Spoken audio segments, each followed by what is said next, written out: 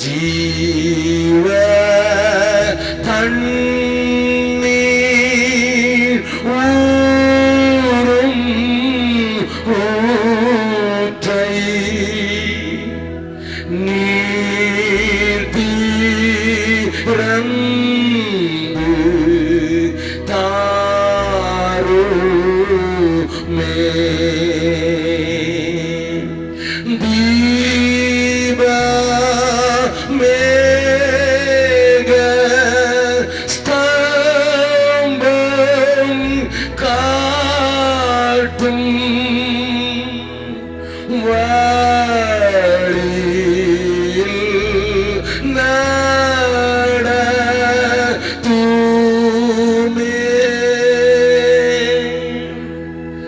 வல்ல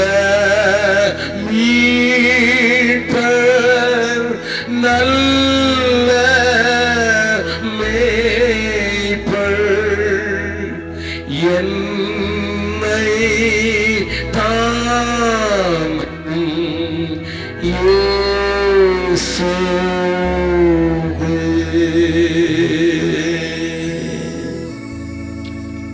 இயேசுவின் மூலம் ஜெபம் கேளும் நல்ல பிதாவே, ஆமென். இன்றைக்கு நான் நரகத்தில் தள்ளப்படுவதை பார்க்கிறோம் என்று கொஞ்சம் ஆடக்கூடிய, கொஞ்சம் அசைக்கக்கூடிய ஒரு வார்த்தையை உங்களுக்கு முன்னதாக எடுத்துக்கிறேன்.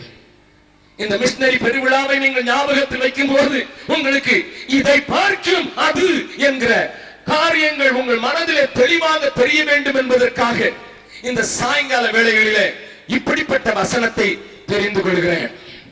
நான் உட்கார்ந்து நீதிமொழிகளின் புஸ்தகத்தை கொஞ்சம் மேலோட்டமாக பார்த்தேன்.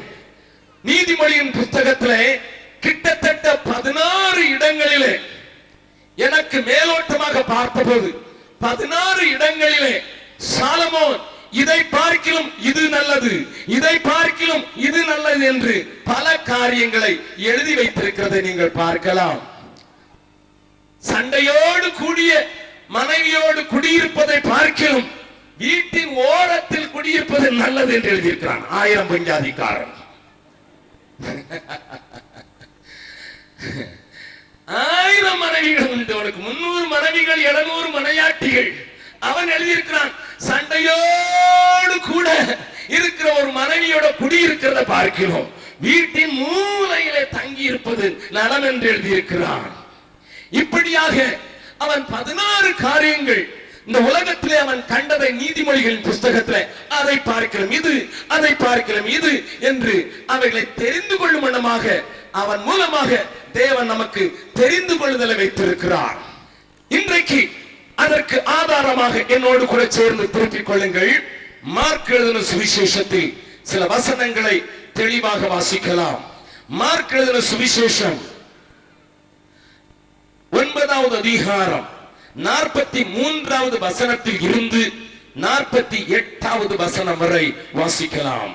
உன் கை உனக்கு இடரல் உண்டாக்கினால், உன் கை உனக்கு இடரல் உண்டாக்கினால் அதை தரித்து போடு, அதை தரித்து போடு. நீ 2 கையுடையவனாய், நீ 2 கையுடையவனாய் அவியாத அக்கினியுள்ள நரகத்திலே, அவியாத அக்கினியுள்ள நரகத்திலே போவதை பார்க்கிலும் ஊனனாய் ஜீவனுக்குள் ஜீவனுக்குள் பிரவேசிப்பது உனக்கு நலமாயிருக்கும். ஜீவனுக்குள் பிரவேசிப்பது உனக்கு நலமாயிருக்கும். அங்கே அவர்கள் புழு சாவாமலும் அங்கே அவர்கள் புழு சாகாமலும் அக்கினி அவியாமலும் இருக்கும். அக்கினி அவியாமலும் இருக்கும். உன் கால் உனக்கு இடரல் உண்டாக்கினால் உன் கால் உனக்கு இடரல் உண்டாக்கினால் அதை தரித்து போடு. அதை தரித்து போடு. நீ 2 காலுடையவனாய் நீ 2 காலுடையவனாய் அவியாத அக்கினியுள்ள நரகத்திலே தள்ளப்படுவதை பார்க்கிலும் அவியாத அக்கினியுள்ள நரகத்தில் தள்ளப்படுவதை பார்க்கிலும் சப்பானியாய் ஜீவனுக்குள் பிரவேசிப்பது உனக்கு நலமாயிருக்கும். சப்பானியாய் ஜீவனுக்குள் பிரவேசிப்பது உனக்கு நலமாயிருக்கும். அங்கே அவர்கள் புழு சாவாமலும் அவர்கள் புழு சாகாமலும் அக்கினி அவியாமலும் இருக்கும். அக்கினி அவியாமலும் இருக்கும். உன் கண் உனக்கு இடரல் உண்டாக்கினால் உன் கண் உனக்கு இடரல் உண்டாக்கினால் அதை பிடுங்கி போடு. அதை பிடுங்கி போடு. நீ 2 கண்ணுடையவனாய் நீ 2 கண்ணுடையவனாய் நரக அக்கினியிலே தள்ளப்படுவதை பார்க்கிலும் நரக அக்கினியிலே தள்ளப்படுவதை பார்க்கிலும் ஒற்றை கண்ணனாய் தேவனுடைய ராஜ்யத்தில் பிரவேசிப்பது உனக்கு நலமாயிருக்கும். தேவனுடைய ராஜ்யத்தில் பிரவேசிப்பது உனக்கு நலமாயிருக்கும். அங்கே அவர்கள் புழு சாவாமலும் அங்கே அவர்கள் புழு சாகாமலும் அக்கினி அவியாமலும் இருக்கும். அக்கினி அவியாமலும் இருக்கும்.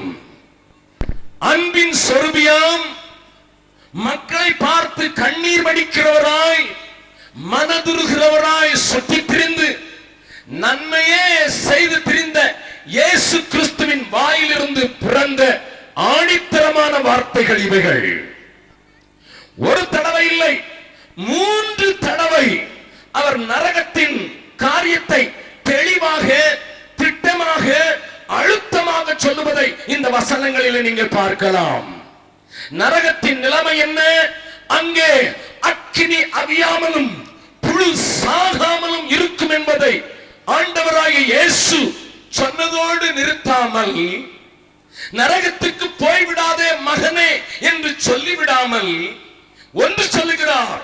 உன்னுடைய கை, உன்னுடைய கால், உன்னுடைய கண் இடரல் உண்டாக்கினால் அதை தரித்து போடு, வெட்டி போடு, பிடுங்கி போடு என்று அன்பின் சொரூபியாம் இயேசு ஒரு பெரிய அணுகுண்டையை போடுகிறார்.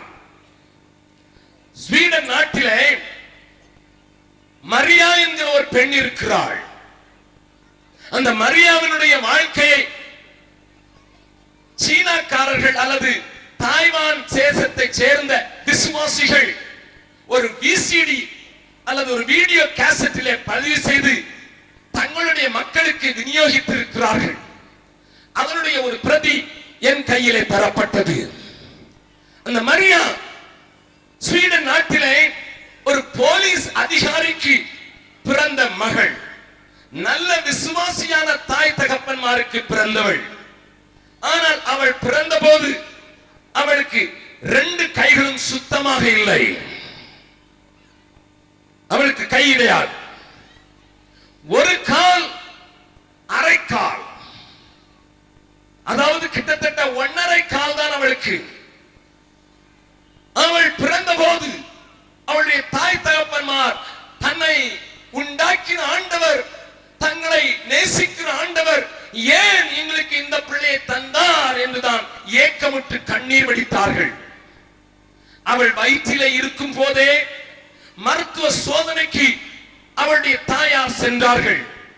வெளிநாட்டிலே பிள்ளை கருவிட்ட உடனேயே ஸ்கேன் எடுத்து பார்ப்பது வழக்கம். பிள்ளைக்கு என்ன குறை இருந்தாலும் டாக்டர்கள் சொல்லி இந்த பிள்ளை உங்களுக்கு இப்படித்தான் பிறக்கும் என்று சொல்லுகிறபடினாலே இன்றைக்கும் வெளிநாடுகளிலே ஒருவேளை இருதயத்தில் குழப்பமாக, இருதயத்தில் கோளாறாக, பலவீனமான இருக்கிற பிள்ளையையும் டாக்டர்கள் அடையாளம் கண்டுபிடித்து உங்களுக்கு பிறக்கிற பிள்ளை ஒருவேளை இருதயத்தின் வால்வு ஒர்க் பண்ணாமல் இருக்கிறது, இது வேண்டாம் என்று சொன்னால் அபார்ஷன் செய்து